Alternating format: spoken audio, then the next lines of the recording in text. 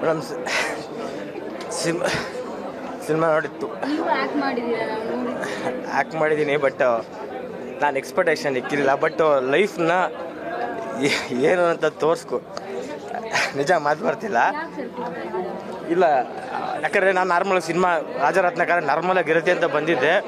But ಎಕ್ಸ್ಪೆಕ್ಟೇಷನ್ಗಿಂತ ಬೇರೆ, ಯಾಕಂದರೆ ಪ್ರತಿಯೊಬ್ಬರು ಜೀವನದ, ಯಾಕಂದರೆ ಕೆಲಸ ನೋಡಿದಾಗ ನನ್ನ ಲೈಫೇ ನನಗೆ ಮಿರರ್ ನೋಡೋ ಥರ ಅನಿಸಿದೆ.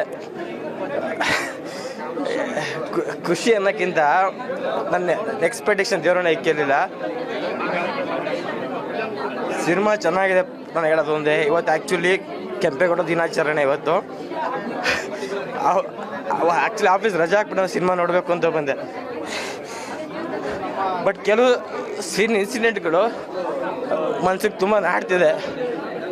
ಯಾಕೆಂದರೆ ಪ್ರಪಂಚದಲ್ಲಿ ನಾವು ಹೇಳೋದೇನು ಅಂದರೆ, ಲೈಫ್ ಅನ್ನೋದು ಎಷ್ಟು ನಾರ್ಮಲಾಗಿ ತೊಗೊಂಡಿರ್ತೀವಿ. ಬಟ್ ಲೈಫ್ ಏನು ಅನ್ನೋದು ಸಿನಿಮಾಲಿ ತೋರಿಸಿದ್ದಾರೆ ಮೇಡಮ್. ಇರೋದು ಹೇಳ್ತೀನಿ,